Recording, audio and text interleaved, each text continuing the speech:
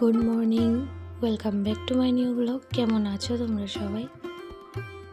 নমস্কার, আমি পিঙ্কি ত্রিপুরা থেকে বলছি।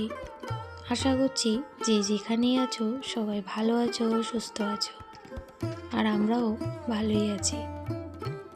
আবারও চলে এলাম নতুন দিনে, নতুন আরও একটি সকালে তোমাদের সঙ্গে অনেক গল্প করব বলে। তো ঘুম থেকে উঠেছি, দেখো 5:30 বাজে, আর সকালে বাইরে কিন্তু অনেক অন্ধকার। তো যাই হোক, সকালের এই সময়টাই একদম শান্ত পরিবেশ, যেটা আমরা যে কোনো কাজই করি না কেন সে কাজটা কিন্তু সাকসেস হবেই। তো আমার এই সময়টা ঘুম থেকে উঠতে ভীষণ ভালো লাগে, একদম সকাল সকাল, যেহেতু শান্ত পরিবেশ থাকে। আর চোখ যখন খুলে যায় আমি একদম বিছানায় থাকতে পারি না। তো উঠেই ফ্রেশ হয়ে ঠাকুরকে নমস্কার করে শুরু হয়ে পড়লাম সংসার যুদ্ধে।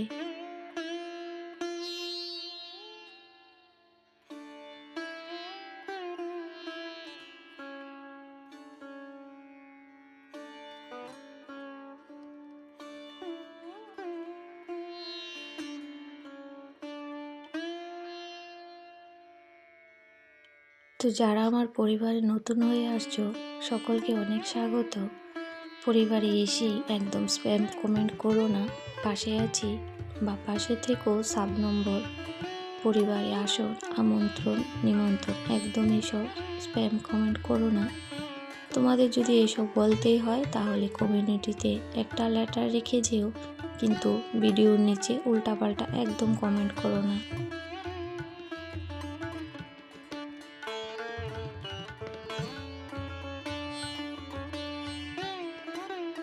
তো দেখতে দেখতে আমার কিন্তু সমস্ত ঘর ঝাড়ু দেওয়ার সঙ্গে ঘর মোছা একদম কমপ্লিট হয়ে গেছে।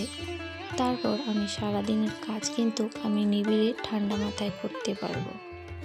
সকালবেলা ঘুম থেকে উঠলে নিজেকে একটু যেমন সময় দেওয়া যায়, একটু ব্যায়াম করে, তারপর সারাটা দিন দুপুরবেলা কিন্তু একটু নিজের জন্য সময় বের করে নিজের মতো করে করা যায়। তো সেই জন্য সকালবেলা ওঠা, শরীর মন একদমই ফ্রেশ থাকে। আর এখানে ঘরের কাজ শেষ করে চলে এসেছি ছাদে পাখিদের দানা দেব বলে। আর দেখছি যে ছাদটা একটু নোংরা হয়েছে, মানে ওই যে পাতা পড়েছে, তো একটু ঝাড়ু মেরে দিচ্ছি।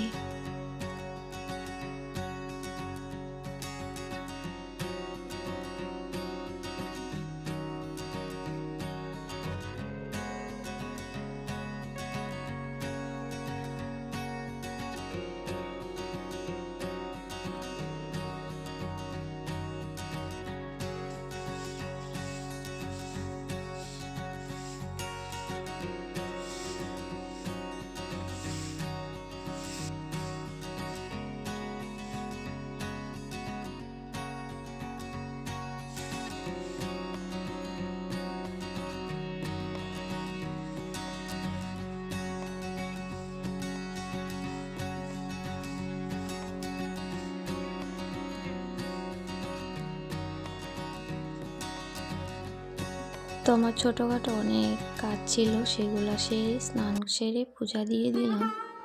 আর পূজা দেওয়া মানে সকালের কিন্তু সংসারের মনে হয় যেন অনেকটা বড় কাজ, আর কাজের চাপ কমে যায়। তারপর চলে এসেছি, আমি কিন্তু সকালে জল খেয়েছি। তো এই সময়টা 7:30 বাজে, সবাই উঠে গেছে। তো সবাইকে হচ্ছে গরম জল দিয়ে দিচ্ছে, আর সঙ্গে চাটা বসিয়ে দেব। আর চাটা বসিয়ে সমস্ত কিছু কাজ যখন হয়ে যায়, নিবিড়ে কিন্তু চাটা খাওয়া যায় একটু গল্প করতে করতে। আর ফৌজি সাহেব হয়েছে আজকে চলে যাবে শনিবার, আজকের দিনটাই বিকেলবেলা। তো যাই হোক, এখন সবাই মিলে হচ্ছে চা নাস্তা সেরে নিচ্ছি।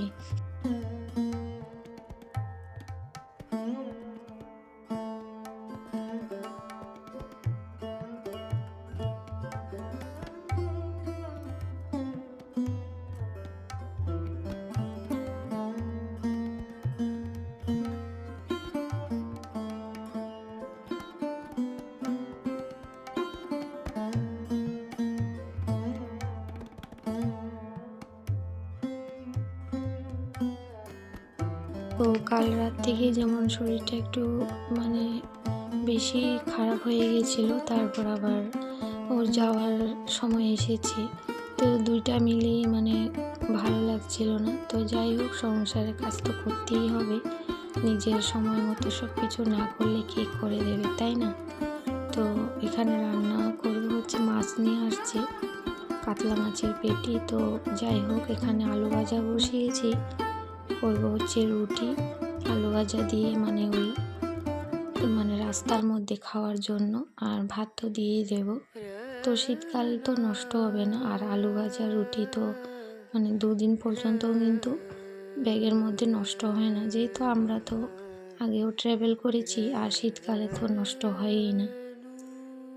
তো এদিকে হয়েছে মাছের তেলটা ছিল, আর সঙ্গে এখানে কুমড়ো দিয়ে পেঁয়াজ দিয়ে ভাজা করে নিচ্ছি।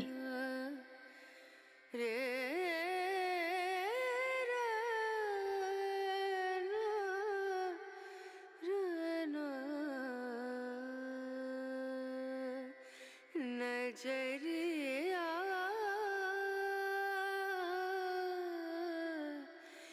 लागे नहीं कहीं ओ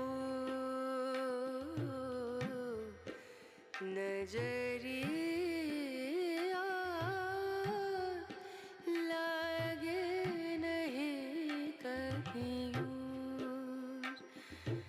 नजरिया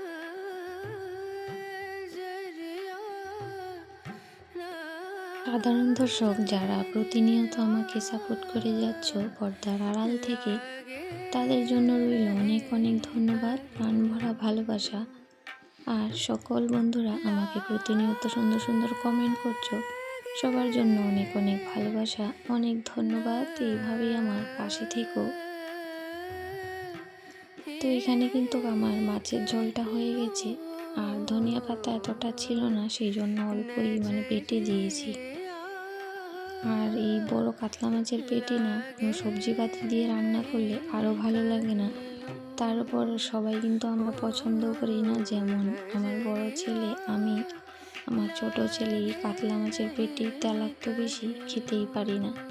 তো যাই হোক, একজনে খাওয়া না খাওয়া দিয়ে কিছু আসে না, কিন্তু মানে অন্যজন পছন্দ করলে তখন কিন্তু রান্নাটা করতেই হয় বা খেতে হয়। তো এদিকে একটু মাছ দিয়ে মানে যেহেতু খেতে ভালো লাগবে না, তাই আমি একটু সিম রান্না করেছিলাম শুটকি দিয়ে। আর এখানে কিন্তু আমার রান্নাটা কমপ্লিট হয়ে গেছে, আর সঙ্গে আমি রান্নাঘর সমস্ত কিছু পরিষ্কার করে নিয়েছি। আর এই যে এখানে মাছের তেলটা আর কালকে ডাল ছিল।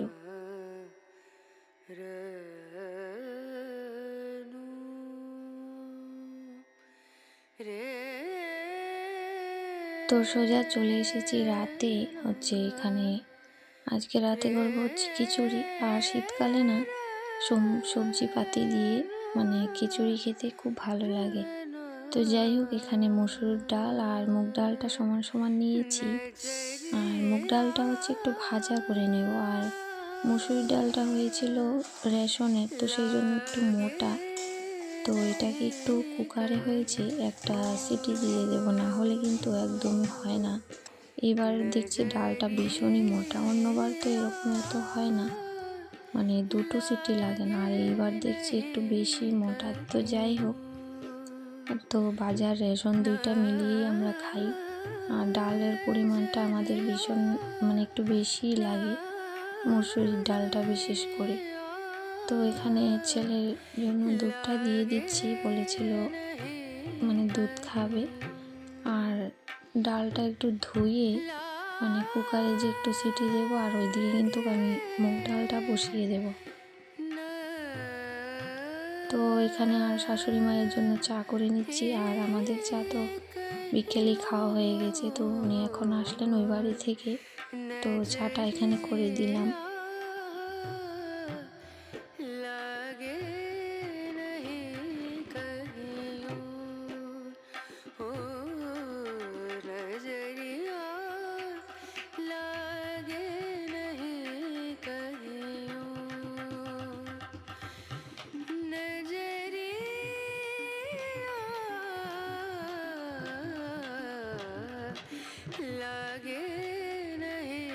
তো ভিডিওটির এই পর্যায়ে এসে যে সকল বন্ধুরা এখনো পর্যন্ত আমার সাথে জুড়ে আছো, অনেক অনেক ধন্যবাদ। জানি না কারা আছো, যারাই আছো ভালোবেসেই আছো আমার সঙ্গে, আমি জানি।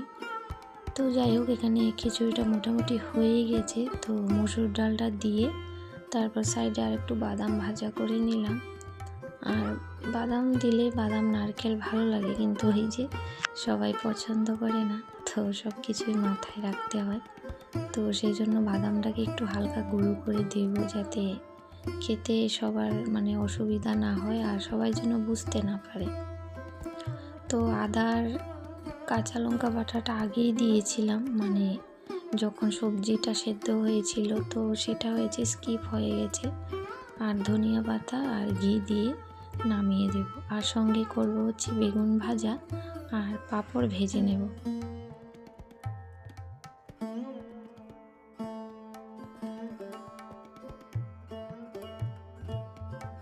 তো বন্ধুরা, আজকের মতো ভিডিওটি এখানেই শেষ করছি। ভিডিওটির কোনো অংশ যদি একটুও ভালো লাগে, চ্যানেলটিকে সাবস্ক্রাইব করে আমার পাশে থেকো আর বেল আইকনটি প্রেস করে রেখো, যাতে নতুন নতুন ভিডিও ছাড়ার সঙ্গেই তোমাদের কাছে পৌঁছে যায়। তোমাদের একটু ভালোবাসার সাপোর্ট আমাকে কিন্তু আরও এগিয়ে নিয়ে যেতে সাহায্য করবে। তো যাই হোক, আজকের মতো এটুকুই। আবার ফিরে আসবো নতুন দিনে নতুন একটা ভিডিওতে। সবাই খুব ভালো থেকো, সুস্থ থেকো।